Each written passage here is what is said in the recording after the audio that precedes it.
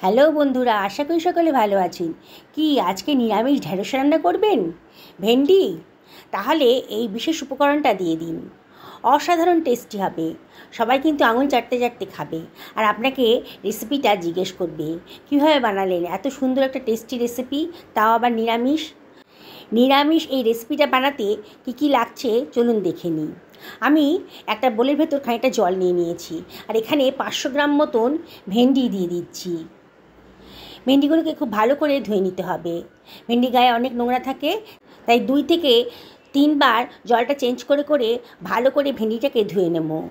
নিয়ে জল থেকে ভালো করে এগুলোকে শুকিয়ে নেব, গায়ে যেন কোনো জল না থাকে। প্রথমে ভালো করে ধুয়ে নেব, নিয়ে জল ঝরিয়ে নেব।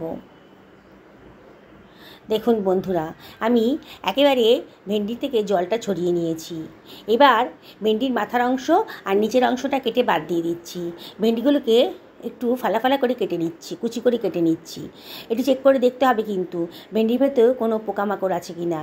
ভেন্ডির মধ্যে অনেক পোকা থাকে, তাই প্রতিটা ভেন্ডি কিন্তু কাটার সময় ভালো করে কেটে চেক করে নিতে হবে। একটু ধৈর্য ধরে এই কাজটা অবশ্যই করতে হবে। দেখুন বন্ধুরা, আমি কিন্তু এইভাবে সমস্ত ভেন্ডিগুলোকে আমি কেটে নিচ্ছি। সমস্ত ভেন্ডিগুলো আমার কাটা হয়ে গেছে। দেখুন, খুব বেশি ছোটও করিনি আর খুব একটা বেশি বড়ও হয়নি। সরিয়ে রাখলাম। 2 টেবিল চামচ মতো দই নিয়ে নিয়েছিলাম আর হাফ টেবিল চামচ মতন লবণ দিলাম। 1/4 টেবিল চামচ দিলাম হলুদের গুঁড়ো আর হাফ টেবিল চামচ ধনের গুঁড়ো, হাফ টেবিল চামচ জিরের গুঁড়োও দিয়ে দিলাম। এবারে এর ভিতরে দিয়ে দিচ্ছি হাফ টেবিল চামচ লঙ্কার গুঁড়ো। এবার একটা হুইস্কের সাহায্যে আমি খুব ভালো করে দইটাকে ফেটিয়ে নিচ্ছি। দইয়ের ভেতর মশলাটা যেন ভালো করে ফেটানো হয়ে যায়, মিশে যায় আর কি। দেখুন বন্ধুরা, খুব ভালো করে দইটাকে ফেটিয়ে নিচ্ছি যাতে দইয়ের ভেতর কোনো লাম্পস না থাকে। ফেটাতে ফেটাতে দইটা কিন্তু একেবারে স্মুথ হয়ে গেছে, কালারটাও চেঞ্জ হয়ে গেছে, একেবারে ক্রিমের মতো দেখাচ্ছে। আমি এটাকে সরিয়ে রাখলাম। কড়াইতে সর্ষের তেল গরম করতে দিয়ে দিয়েছি 3 টেবিল চামচ মতো। এবার কেটে রাখা ভেন্ডিগুলো এর ভেতর দিয়ে দিলাম। হাফ টি চামচ মতো লবণ এর ভেতর দিয়ে দিলাম। লবণটা অবশ্যই বুঝে শুনে দেবেন। দইয়ের মধ্যে কিন্তু আমি খানিকটা লবণ দিয়েছিলাম। 1/4 টেবিল চামচ হলুদের গুঁড়ো দিয়ে দিলাম। দিয়ে এই সব কিছু ভালো করে মিশিয়ে নিচ্ছি। গ্যাসের ফ্লেমটা হাইতেই রেখেছি আর অনবরত কিন্তু নাড়তে হবে। বন্ধুরা, রেসিপিটি যদি ভালো লাগে তাহলে লাইক, শেয়ার, কমেন্ট করতে কিন্তু ভুলবেন না। আপনাদের লাইক আর সুন্দর সুন্দর কমেন্ট পেলে আমার ভিডিও করার উৎসাহ কিন্তু অনেক গুণ বেড়ে যায়। ভেন্ডিগুলোর কালারটা একটু চেঞ্জ হয়ে গেছে আর ভেন্ডিগুলো একটু নরম হয়ে গেছে। তখন আমি এই কড়াই থেকে ভেন্ডিগুলোকে তুলে রাখছি। এবার ওই তেলের ভেতর দিয়ে দিলাম হাফ টেবিল চামচ গোটা জিরে আর শুকনো লঙ্কা কুচি করে দিয়ে দিলাম। খুব সুন্দর একটা গন্ধ বেরোবে। এবার লঙ্কা আর জিরেটা যখন একটু ভাজা ভাজা মতো হয়ে গেছে, তখন গ্যাসের ফ্লেমটা একেবারে কমিয়ে দিয়ে আমি দইয়ের মিশ্রণটা দিয়ে দিলাম আর বাটি ধুয়ে একটু জলও ভেতর দিয়ে দিলাম। সব কিছু ভালো করে মিশিয়ে নিচ্ছি। বন্ধুরা, যখন দইটা তেলের ভেতর দেবেন না, তখন গ্যাসের ফ্লেমটা অফ করে দেবেন, নয়তো একেবারে লোতে রাখবেন, নাহলে কিন্তু দইটা ফেটে যেতে পারে, খেতে ভালো লাগবে না। সব কিছু খুব ভালো করে মিশিয়ে নিচ্ছি। গ্যাসের ফ্লেমটা এখন পর্যন্ত লোতেই রেখেছি। এইবার ভেজে রাখা ভেন্ডিটা এর ভেতর দিয়ে দিলাম। দিয়ে সব কিছু আবারও খুব ভালো করে মিশিয়ে নিচ্ছি। গ্যাসের ফ্লেমটা আবারও মিডিয়াম টু হাইতে করে দিয়েছি আর অনবরত কিন্তু নাড়তে হবে। ভেন্ডিগুলো অনেকটাই নরম হয়ে গেছিলো, আবারও খানিকটা নরম হয়ে যাচ্ছে আস্তে আস্তে। এবার এর ভেতর দিয়ে দিচ্ছি কতগুলো কাঁচা লঙ্কা।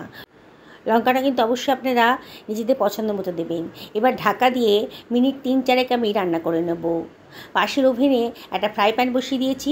ফ্রাই প্যানটা যখন গরম হয়ে গেছে, তখন 2 টেবিল চামচ মতো চীনাবাদাম দিয়ে দিলাম আর দিয়ে দিলাম 1.5 টেবিল চামচ মতন বেসন। এবার একেবারে লো ফ্লেমে বেসন আর বাদামটাকে একটুখানি ফ্রাই করে নিচ্ছি। গ্যাসের ফ্লেমটা কিন্তু একেবারেই লোতে রাখবেন, নাহলে কিন্তু বেসনটা পুড়ে যাবে। লো ফ্লেমে খানিকক্ষণ নাড়ার পরই কিন্তু বেসনের থেকে একটা সুন্দর গন্ধ বেরোতে শুরু করবে। তখনই বুঝবেন হয়ে গেছে রোস্ট করাটা। গ্যাসের ফ্লেমটা অফ করে দিয়ে একটা মিক্সার গ্রাইন্ডারে দিয়ে এটাকে গ্রাইন্ড করে নিলাম। দেখুন, এই সেই বিশেষ মশলাটা যেটা দেওয়ার ফলে নিরামিষ ভেন্ডির স্বাদ কিন্তু 100 গুণ বেড়ে গেছে। সব কিছু আবারও ভালো করে মিশিয়ে নিচ্ছি। বন্ধুরা, এইভাবে রান্না করবেন। যারা আজকে আমার চ্যানেলে প্রথম দিন, তাদেরকে রিকোয়েস্ট করব আমার চ্যানেলটা সাবস্ক্রাইব করার জন্যে, আর পাশে থাকা বেল আইকনটা অবশ্যই ক্লিক করে দেবেন। তাহলে আমার রান্নার নোটিফিকেশানটা আপনারা চটজলদি পেয়ে যাবেন। আর যারা ফেসবুক থেকে দেখছেন, তাদেরকে রিকোয়েস্ট করবো আমার পেজটা ফলো করার জন্যে। সব কিছু ভালো করে মেশানো হয়ে গেছে। এবার এর ভেতর দিয়ে দিচ্ছি 1 টেবিল চামচ মতো চিনি। চিনিটা অপশনাল, তবে দিলে পারে কিন্তু দারুণ সুন্দর একটা টেস্ট আসে। 1/2 টেবিল চামচ গোলমরিচের গুঁড়োও দিয়ে দিলাম, আর 1/2 টেবিল চামচ গরম মশলার গুঁড়ো দিয়ে দিয়েছি। একটুখানি কসুরি মেথি হাতে গুঁড়ো করে দিয়ে দিলাম। এবার সব কিছু আবারও ভালো করে মিশিয়ে নিয়েছি। গ্যাসের ফ্লেমটা একেবারে লোতে করে দিয়েছি।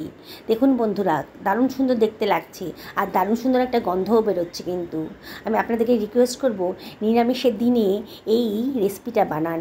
রুটি, পরোটা, লুচি সবার সাথে কিন্তু দারুণ জমে যাবে।